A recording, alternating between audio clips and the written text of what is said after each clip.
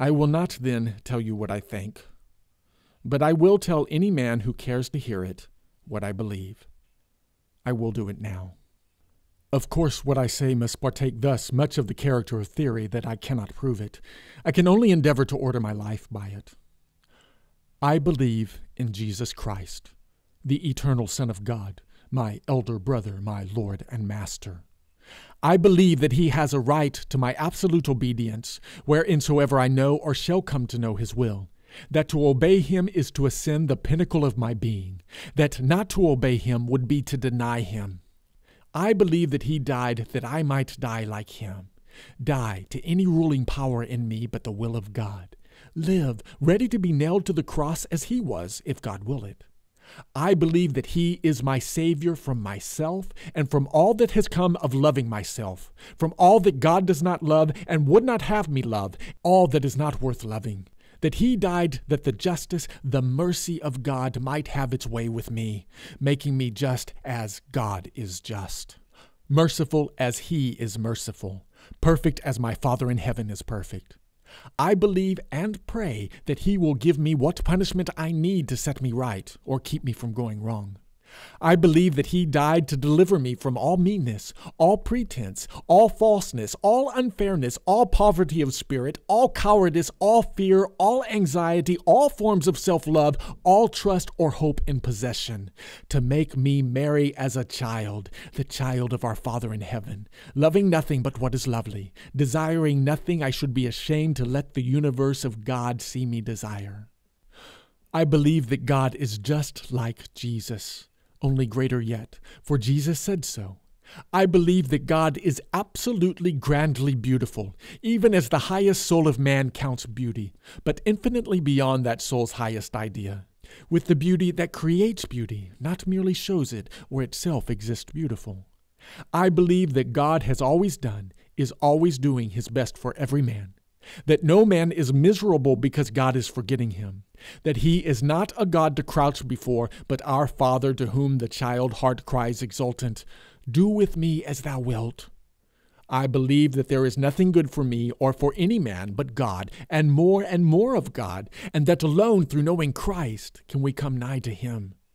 I believe that no man is ever condemned for any sin except one, that he will not leave his sins and come out of them and be the child of him who is his Father. I believe that justice and mercy are simply one and the same thing. Without justice to the full, there can be no mercy, and without mercy to the full, there can be no justice. That such is the mercy of God that he will hold his children in the consuming fire of his distance until they pay the uttermost farthing, until they drop the purse of selfishness with all the dross that is in it, and rush home to the Father and the Son and the many brethren, rush inside the center of the life-giving fire whose outer circles burn. I believe that no hell will be lacking which would help the just mercy of God to redeem his children. I believe that to him who obeys, and thus opens the doors of his heart to receive the eternal gift, God gives the Spirit of his Son, the Spirit of himself to be in him, and lead him to the understanding of all truth, that the true disciple shall thus always know what he ought to do, though not necessarily what another ought to do. That the Spirit of the Father and the Son enlightens by teaching righteousness. I believe that no teacher should strive to make men think as he thinks, but to lead them to the living truth, to the Master himself, of whom alone they can learn anything, who will make them in themselves know what is true by the very seeing of it. I believe that the inspiration of the Almighty alone gives understanding. I believe that to be the disciple of Christ is the end of being, that to persuade men to be his disciples is the end of teaching. The sum of all this is that you do not believe in the atonement. I believe in Jesus Christ. Nowhere am I requested to believe in anything or in any statement, but everywhere to believe in God and in Jesus Christ. In what you call the atonement, and what you mean by the word, what I have already written must make it plain enough I do not believe. God forbid I should, for it would be to believe a lie, and a lie which is to blame for much non-acceptance of the gospel in this and other lands. But as the word was used by the best English writers at the time when the translation of the Bible was made, With all my heart and soul and strength and mind, I believe in the atonement. Call it the atonement or the at-one-ment, as you please. I believe that Jesus Christ is our at-one-ment, that through him we are reconciled to, made one with God. There is not one word in the New Testament about reconciling God to us. It is we that have to be reconciled to God. I am not writing, neither desire to write, a treatise on the atonement, my business being to persuade men to be atoned to God. But I will go so far to meet my questioner as to say, without the slightest expectation of satisfying him, or the least care whether I do so or not, for his opinion is of no value to me, though his truth is of endless value to me and to the universe, that even in the sense of the atonement being a making up for the evil done by men toward God, I believe in the atonement. Did not the Lord cast himself into the eternal gulf of evil yawning between the children and the Father? Did he not bring the Father to us? Let us look on our eternal Sire in the face of his true Son, that we might have that in our hearts which alone could make us love him, a true sight of him.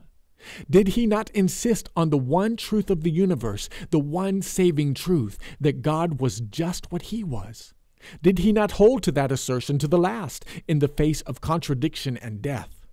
Did he not thus lay down his life, persuading us to lay down ours at the feet of the Father? Has not his very life by which he died passed into those who have received him, and recreated theirs, so that now they live with the life which alone is life? Did he not foil and slay evil by letting all the waves and billows of its horrid sea break upon him, go over him, and die without rebound, spend their rage, fall, defeat it, and cease? Verily, he made atonement. We sacrifice to God? It is God who has sacrificed his own Son to us. There was no way else of getting the gift of himself into our hearts. Jesus sacrificed himself to his Father and the children to bring them together. All the love on the side of the Father and the Son, all the selfishness on the side of the children. If the joy that alone makes life worth living, the joy that God is such as Christ, be a true thing in my heart, how can I but believe in the atonement of Jesus Christ? I believe it heartily, as God means it. Then again, as the power that brings about a making up for any wrong done by man to man, I believe in the atonement. Who that believes in Jesus does not long to atone to his brother for the injury he has done him? What repentant child, feeling he has wronged his father, does not desire to make atonement? Who is the mover, the causer, the persuader, the creator of the repentance, of the passion that restores fourfold? Jesus, our propitiation, our atonement. He is the head and leader, the prince of the atonement. He could not do it without us, but he leads us up to the Father's knee. He makes us make atonement. Learning Christ, we are not only sorry for what we have done wrong, we not only turn from it and hate it, but we become able to serve both God and man with an infinitely high and true service, a soul service. We are able to offer our whole being to God, to whom by deepest right it belongs. Have I injured anyone? With him to aid my justice, new risen with him from the dead, shall I not make good amends? Have I failed in love to my neighbor? Shall I not now love him with an infinitely better love than was possible to me before?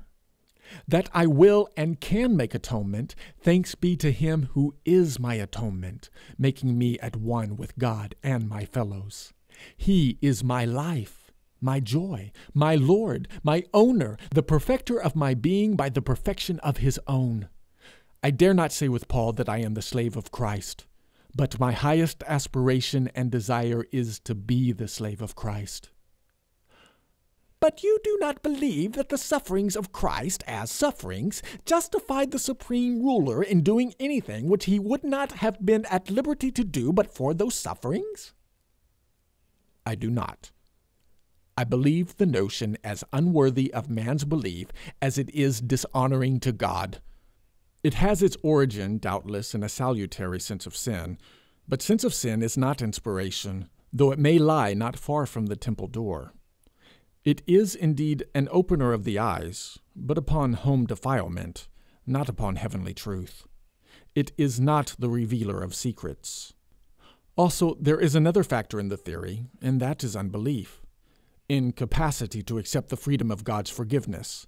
Incapacity to believe that it is God's chosen nature to forgive, that he is bound in his own divinely willed nature to forgive. No atonement is necessary to him, but that men should leave their sins and come back to his heart. But men cannot believe in the forgiveness of God. Therefore he has given them a mediator, and yet they will not know him. They think of the Father of souls as if he had abdicated his fatherhood for their sins and assumed the judge. If he put off his fatherhood, which he cannot do, for it is an eternal fact, he puts off with it all relation to it. He cannot repudiate the essential and keep the resultant. Man cannot, or will not, or dare not see that nothing but his being our Father gives him any right over us, that nothing but that could give him a perfect right. They regard the Father of their spirits as their governor.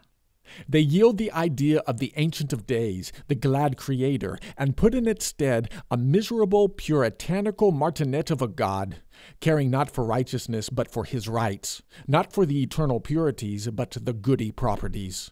The prophets of such a God take all the glow, all the hope, all the color, all the worth out of life on earth and offer you instead what they call eternal bliss, a pale, tearless hell. Of all things, turn from a mean, poverty-stricken faith. But if you are straitened in your own mammon-worshipping soul, how shall you believe in a God any greater than can stand up in that prison chamber? I desire to wake no dispute, will myself dispute with no man. But for the sake of those whom certain believers trouble, I have spoken my mind. I love the one God seen in the face of Jesus Christ. From all copies of Jonathan Edwards' Portrait of God, however faded by time, however softened by the use of less glaring pigments, I turn with loathing. Not such a God is he concerning whom was the message John heard from Jesus, that he is light, and in him is no darkness at all.